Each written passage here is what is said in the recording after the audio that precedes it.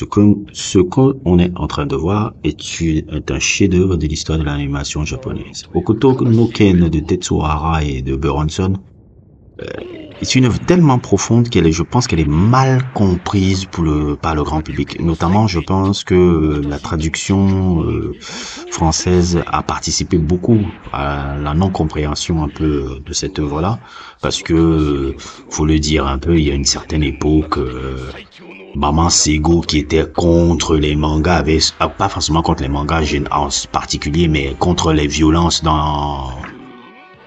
à la télévision. À l'époque, elle était députée. C'est même ça qui a fait ça, qu'on la connaisse même du grand public, hein, si je me souviens bien, si je regarde bien l'histoire. Elle avait sorti une loi en interdisant qui permettait de réduire un peu de la violence à la télé. Elle avait sorti une tirade débile comme celle que je vois là. Parfois beaucoup plus violentes que les films. Et il faudrait aussi parler des dessins animés, notamment des dessins animés japonais qui sont exécrables, quoi, qui sont terribles. Donc Maman Sego qui essayait un peu de faire sa petite pub pour sa personne un peu, de cette situation-là, ça a permis au Club Dorothée de faire que Hokuto no Ken a un peu une version française un peu dans la traduction qui était un peu réduite à quelque chose de débile et de con, alors que l'œuvre est largement beaucoup plus profonde que les traductions françaises à la con qu'on a vues à l'époque. Et en général, quand tu regardes, et que j'ai redécouvert il y a de cela depuis plus de 10 ans, l'œuvre de Hokuto no Ken, non pas seulement en manga, mais comment on appelle ça, en japonais, en VOSTFR, quand je l'ai revu, je me suis dit, merde, l'œuvre est profonde. L'œuvre est incroyable. Parce que ça va au-delà des histoires de coups de poing. Et si je pourrais résumer un peu la thématique, parce que moi, je dois l'avouer, et peut-être je suis très analytique dans les choses, et je pense aussi parce que comme aussi, bon, je vais un peu faire ma pub, je suis scénariste, j'ai co-scénarisé le manga Oblivion Rouge. Avec mon collaborateur Pape Soulé qui est disponible sur Amazon. N'hésitez pas à le regarder, je vais vous donner le lien. Et justement, même c'est ce que j'expliquais à mon ami Pape Soulé à l'époque, que quand on écrit une œuvre, on n'écrit pas seulement pour le divertissement, il y a un thème que tu dois développer autour. Et c'est la même chose quand tu regardes toute œuvre, hein, que ça soit dans la littérature, que ça soit dans le cinéma, et que ça soit même dans n'importe quelle forme d'animation. Les grandes œuvres qui durent avec le temps, c'est parce qu'il y a un thème sous-jacent qui revient dans le truc. C'est pas juste le divertissement pour le divertissement, le truc et tout. Même si les téléspectateurs ne sont pas forcément conscients de ça, ou les téléspectateurs ou les lecteurs ne sont pas conscients de ça.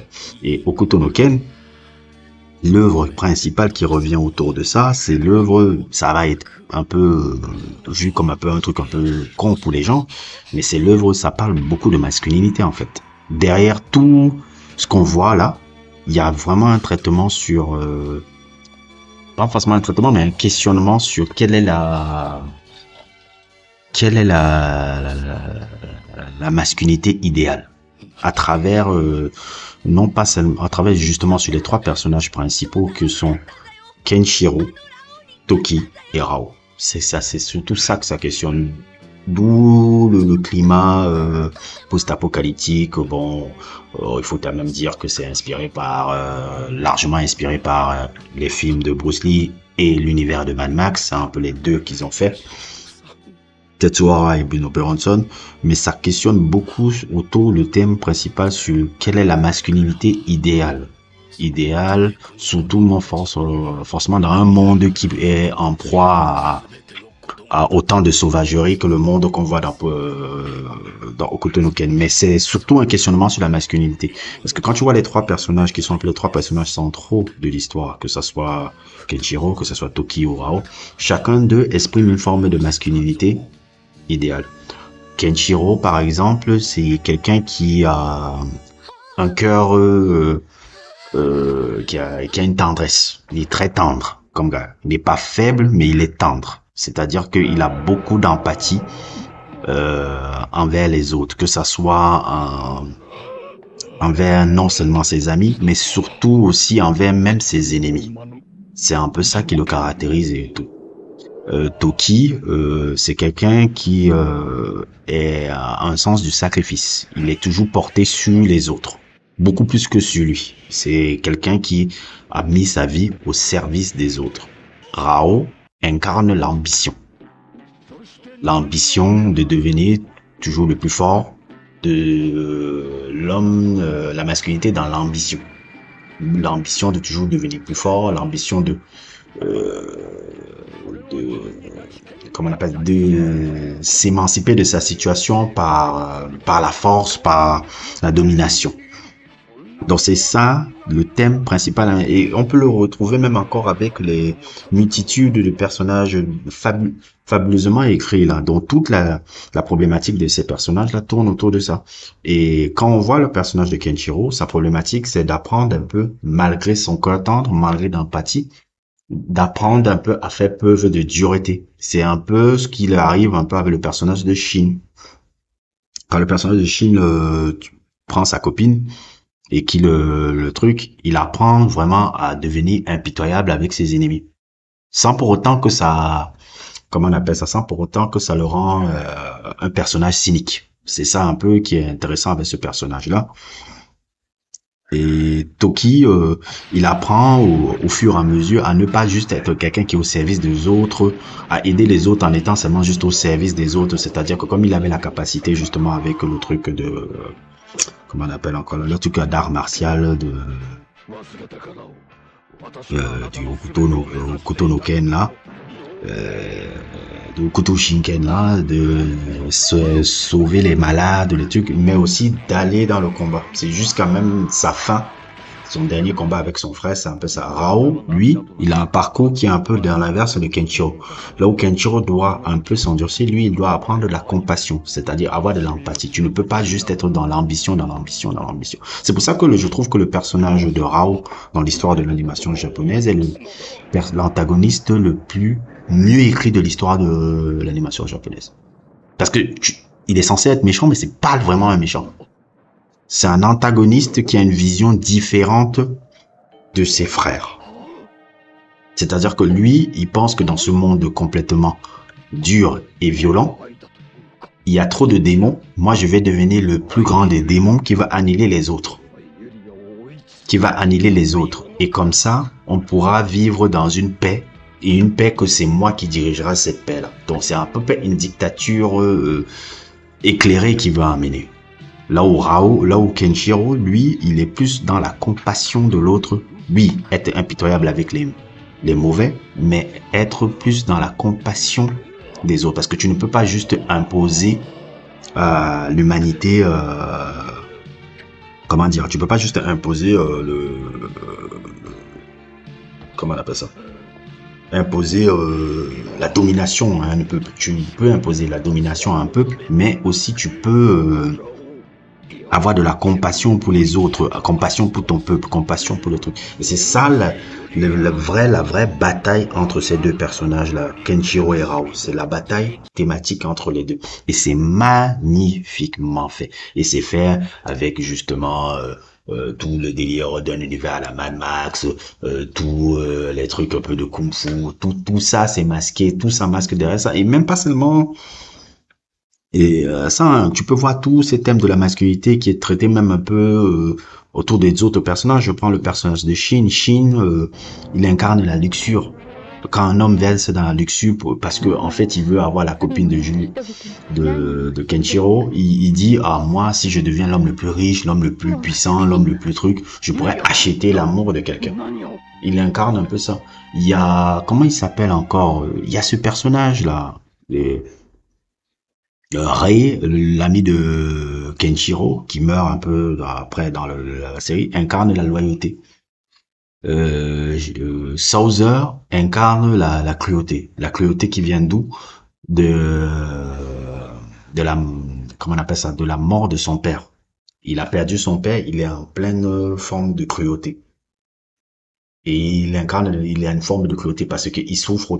Donc, il y a que des trucs comme ça. Et encore, je vais le poser, mon personnage préféré de la saga, et que j'ai l'impression de me voir quand je vois ce personnage-là, c'est le personnage de Juza, qui n'a pas une longue partie.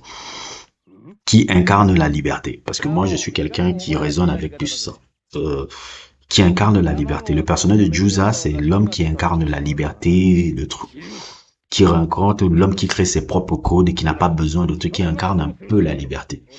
Donc, quand vous voyez la multitude, par la multitude de personnages, il y a ce thème de masculinité. Qu'est-ce que la masculinité? En fait, c'est un questionnement sur la masculinité idéale. En fait, qu'est-ce qu'elle est?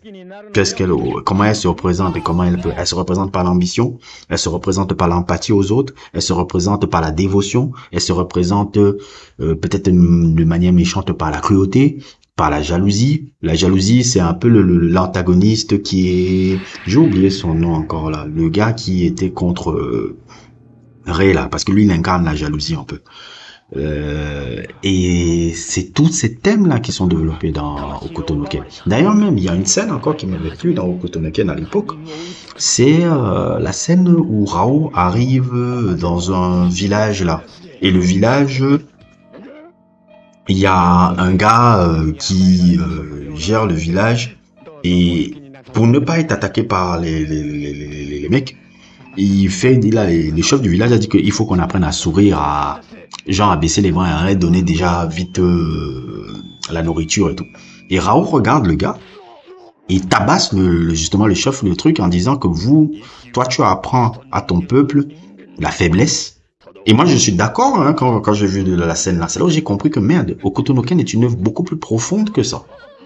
C'est là où c'est sur ces subtilités là, c'est pas sur les combats qu'on voit au Hokuto no Ken, c'est sur justement des séquences de scènes comme ça. Mais c'est de ça que ça parle. C'est là où j'ai compris que non, c'est une œuvre sur la masculinité là. C'est ça en fait que ça parle.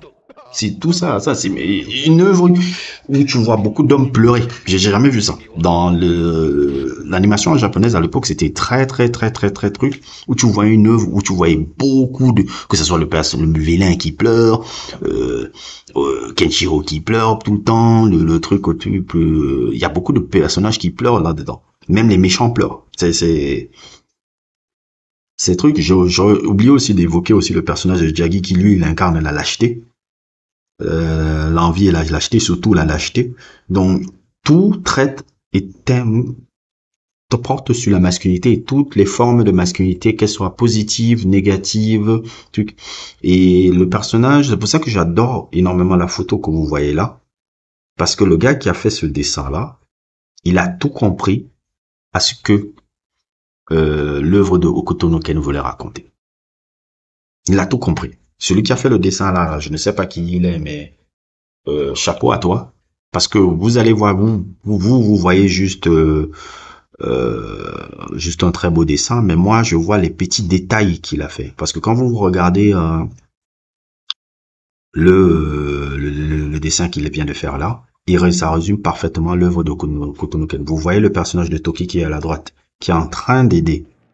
Le truc, il incarne un peu le personnage de Toki qui il est dans la série. C'est-à-dire toujours dévoué aux autres et toujours à chercher à améliorer son compère. Parfois même à ses dépens. Quand on voit le personnage de Kenshiro, c'est celui qui est admiratif de ses deux frères et surtout de Rao parce qu'il le trouve incroyable et puissant et il essaye de l'imiter comme le petit frère qu'il est. Et Rao, focalisé sur lui, qui se rend compte que son petit frère essaie de l'imiter et ne comprend pas parce que tellement focalisé sur son ambition, il ne comprend pas pourquoi le gars l'imite comme ça. Donc ce dessin-là, celui qui a fait ce dessin-là est incroyable, il a tout compris sur l'œuvre truc. Et puis Jaggi, qui est un peu le lâche, qui est de côté, ne s'entraîne pas avec les autres, et regardé par le maître Ryoken, qui comprend vraiment la différence entre les trois personnalités de ses élèves qu'il a. Donc celui qui a fait ce dessin est incroyable. Il a tout compris sur l'œuvre Hokuto no Ken. Et Hokuto no Ken est vraiment une œuvre incroyable, beaucoup plus subtile qu'il n'y paraît, et qui a trop bien vieilli avec le temps. C'est une œuvre, je me rappelle même à la fin, j'étais en larmes parce que j'ai dit merde, c'est incroyable de créer un truc aussi divertissant et qui a une telle profondeur sans que fondamentalement tu le vois au premier œil. Et c'est une œuvre encore que je recommande encore à énormément de gens, quoi. N'hésitez pas à liker, n'hésitez pas à vous abonner. Abonnez-vous parce qu'on a besoin des pouces bleus, on a a besoin que vous vous abonnez sur les pages parce que ça permet, et tout, c'est bien. Je suis content quand les gens viennent me parler en inbox que oui, je kiffe un peu ce que tu fais, mais c'est encore plus cool quand vous likez ou vous abonnez la page. Donc, n'hésitez pas à liker, n'hésitez pas à abonner et à plus pour d'autres aventures.